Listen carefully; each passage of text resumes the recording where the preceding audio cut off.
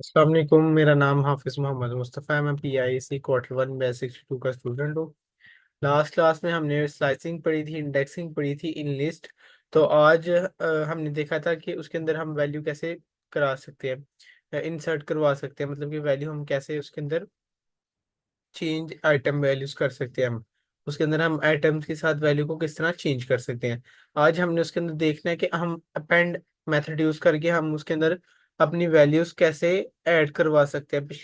पिछले में हमने मेथड में देखा था कि हम वो ओवरराइड कर रहा था, मतलब कि वो बनाना ऑरेंज को बनाना की जगह रिप्लेस कर रहा था, लेकिन इसमें ये ऑरेंज को बनाना के लिस्ट के अंदर ऐड कर देगा। मैं अब आपको करके दिखाता हूँ कि हमने किस तरह करना है।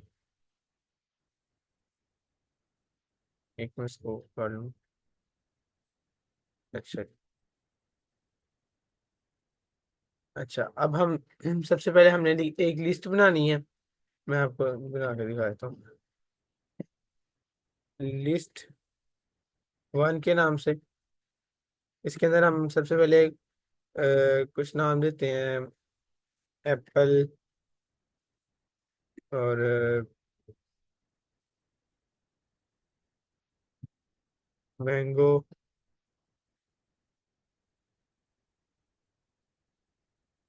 बनाना। अब इसके अंदर हम 1 2 3.5 ऐसे वैल्यूज दे देते हैं मुख्तलिफ। अगर हम इसको प्रिंट करवाएंगे ना, तो ये हमें सारी एक लिस्ट प्रिंट करा के दे देगा। लेकिन अगर हम इसके अंदर कोई चीज़ ऐड करना चाह रहे हैं, किसी चीज़ को हम इसके अंदर ऐड करना चाह रहे हैं, तो वो हम किस तरह करेंगे।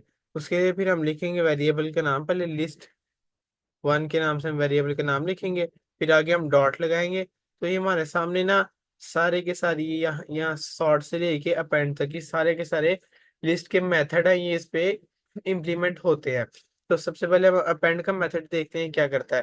अपेंड का मेथड हम जब भी हमने मेथड देना ना किसी चीज को, तो उसके अंदर हम साथ उसकी ब्रेसेस लगानी है। अपेंड का मेथड दिया, उसके अंदर हम अब कोई चीज को पास करते हैं, जिस तरह के हम पास कर देते हैं नेम। अब हम इसको प्रिंट करवाते हैं। Print list 1, Ctrl+J। एक सेकेंड। अच्छा, मैं आपको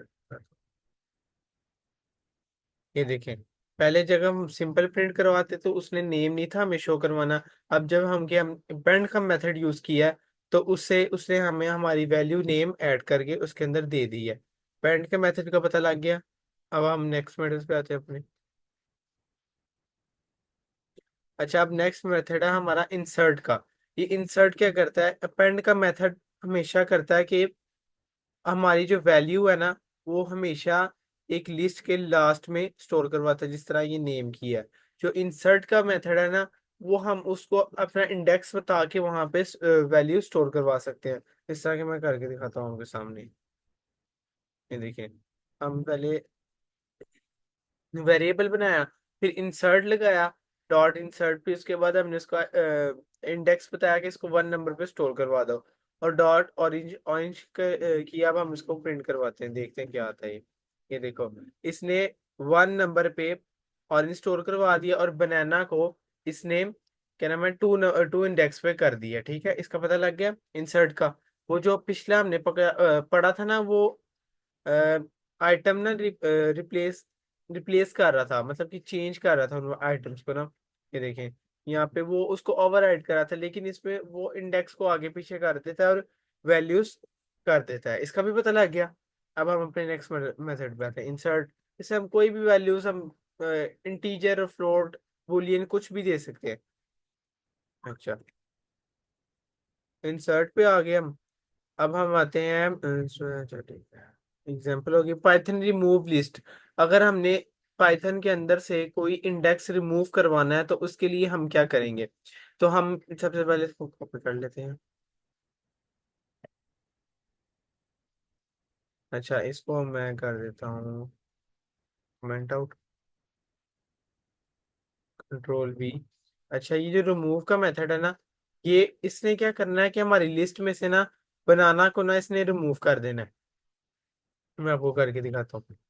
कंट्रोल मैंने ना ऑटो सेव पे लगाया है, वो भी मैं आपको बता देता हूँ, जिससे मुझे कंट्रोल ऐसे नहीं। अब इसके हमें दिखा दिया कि हमारी लिस्ट में से बनाना खत्म हो गया और खाली सिर्फ वो नजर आ रहा है, एप्पल और चेरी नजर आ रही हैं। ये हो गया रिमूव का मेथड। मैं आपको कह रहा था कि ऑटो सेव फाइल में इधर जाएंगे ना हम, तो इधर आ जाएगा ऑटो सेव। अगर मैं ऑटो सेव को इनेबल किया हुआ इस टाइम मैंने, अब इस टाइम मुझे बार बार कंट्रोल एस करना पड़ता है, तो मैंने ऑटो सेव को इनेबल कर लिया। तो अब मुझे बार बार कुछ चीज सेव करनी नहीं पड़ेगी कंट्रोल एस की तरह करके। अच्छा, अब हमने रिमूव का मेथड भी देख लिया।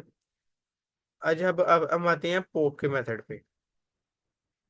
रिमूव के मेथड के अंदर हम उस चीज का नाम बताते हैं कि ये वाली चीज हमारे अंदर रिमूव कर दो हमारी लिस्ट के अंदर से ना।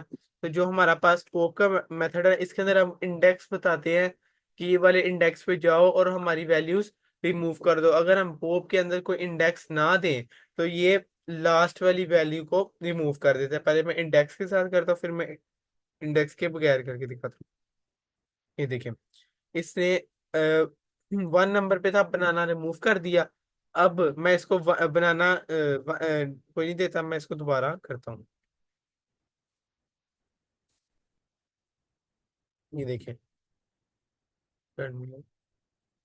इसने चेरी को रिमूव कर दिया। अगर पॉप को हम कोई इंडेक्स ना दे तो बाय डिफॉल्ट लास्ट वैल्यू को रिमूव करता है।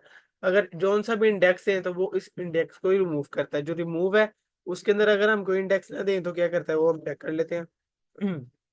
मेरे ख्याल से ना वो हमें एरर दे देगा। ये- यहाँ वो सारी लिस्ट देखा उसने, एरर दे दिया हमें कि इसके अंदर कुछ ना कुछ आपने पास करना है। ठीक है, अब पोप के अंदर नहीं हम करेंगे तो हमें बाय डिफॉल्ट लास्ट वाली वैल्यू रिमूव करके दे देगा। अच्छा, अब हम आते हैं अपने नेक्स्ट स्टेप पे। हम पोप भी पढ़ लिया। अब हमने पढ़ना है डिलीट लिस्ट, मतलब कि हमने अपनी लिस्ट को अगर डिलीट करवाना ना तो वो किस तरह करा सकते हैं, मैं आपको करके दिखाता हूँ। या उसके अंदर से कोई इंडेक्स डिलीट करवाना है तो वो भी दिखाता हूँ। Control J।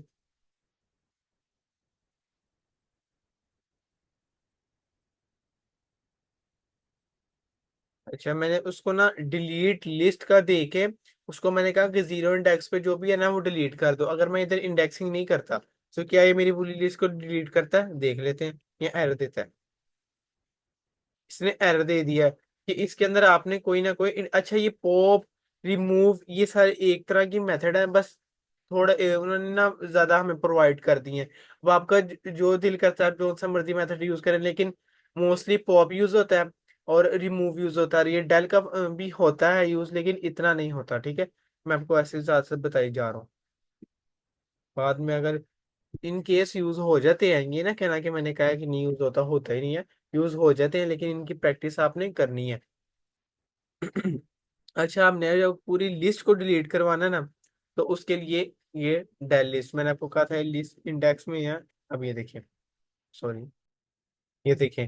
अच्छा, जो हमने डेल का मेथड सिंपल यूज किया ना उसने हमें रिटर्न, अगर मैं इधर करूंगा ना प्रिंट करूंगा तो वो मुझे प्रोवाइड नहीं करेगा, क्योंकि वो वेरिएबल एग्जिस्ट ही नहीं करता अब दिस लिस्ट ना, क्योंकि वो डिलीट हो चुका है वो वेरिएबल। इसलिए ये हमें एरर प्रोवाइड कर देता है कि this list is not defined name. देखिए देखिए आपके सामने उसने बता दिया कि लिस्ट है ही नहीं। वो डिलीट उसने कर दी भी है, लेकिन उसमें अब इसलिए हमें शो नहीं था कर रहा क्योंकि वो तो वेरिएबल एग्जिस्ट ही नहीं करता, तो वो हमें कैसे शो करेगा। तो अब हम अगले वेरिएबल पे क्लियर के मेथड पे आते हैं। अच्छा, क्लियर का मेथड क्या करते हैं ये देख लेते हैं हम।